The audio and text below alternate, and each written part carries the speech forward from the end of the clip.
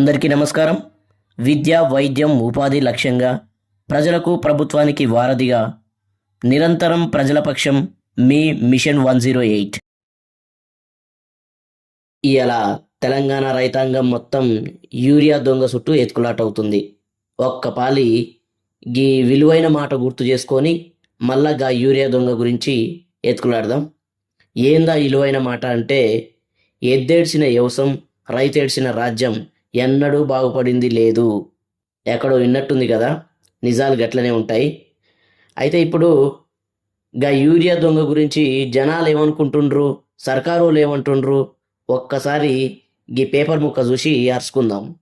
ఇక ఇది చూస్తే మన సీఎం రేవంత్ సారు కొందరు కావాలనే ఎరువులు కృత్రిమ కొరత సృష్టిస్తుండ్రు, యూరియా దొరకట్లేదని భయపెట్టడంతో రైతులు తెల్లారంగానే లైన్ కడుతున్నారు అంటుండు. గట్లయితే కృత్రిమ కొరత సృష్టిస్తుంది ఎవరో తేల్చాల్సింది ఎవరు, చర్యలు తీసుకోవాల్సింది ఎవరు, బ్లాక్ మార్కెట్కి పోతున్నదని బీఆర్ఎస్ కూడా చెబుతుంది కదా. మరి అధికారంలో ఉండి ఆపలేక ఎందుకు ఈ డొల్ల మాటలు?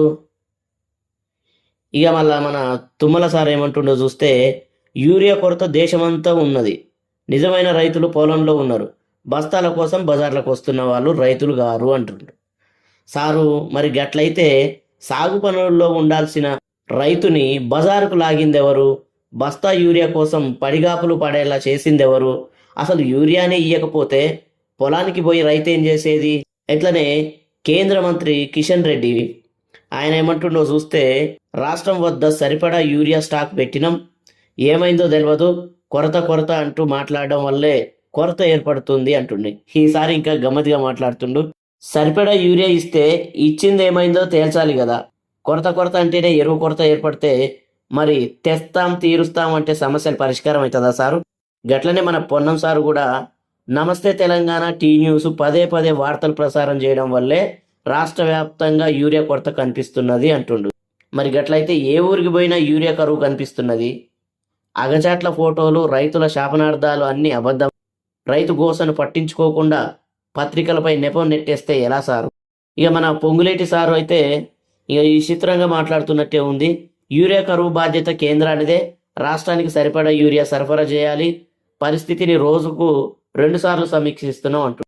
మరి అడిగినంత యూరియా ఇచ్చామని కేంద్రం అంటున్నది, ఇవ్వలేదని మీరు అంటున్నారు. మరి మీరు సరిగ్గా అడగలేదా? అడిగినా వాళ్ళు ఇవ్వలేదా? ఎవరి డ్రామాలు ఏమిటి దాగుడు మూతలు? జర చెప్పండి సారు. దేశానికి అన్నం పెట్టే రైతన్న పంట పండించడానికి యూరియా కోసం పడుతున్న తిప్పలు ఒకసారి చూస్తే ఒక్కటే మాట చెప్పదలుచుకున్నా, ఎద్దేడ్చిన వ్యవసం రైతేడ్చిన రాజ్యం ఎన్నడూ బాగుపడేది లేదు.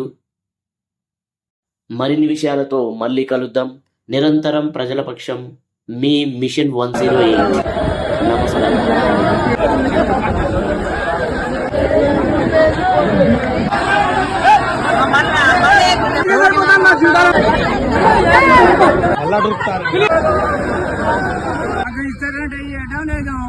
ఎప్పటి నుంచి వెళ్ళన్నా నీకు కాదు నడవనీకే ఇబ్బంది అవుతుంది. బండి మీద వేసుకొని పోదాము, నేను వచ్చినా, నేను ఏమో మరి ఏమంటే ఇవ్వట్లేదా? మేము వాళ్ళు ఇవ్వటం లేదు.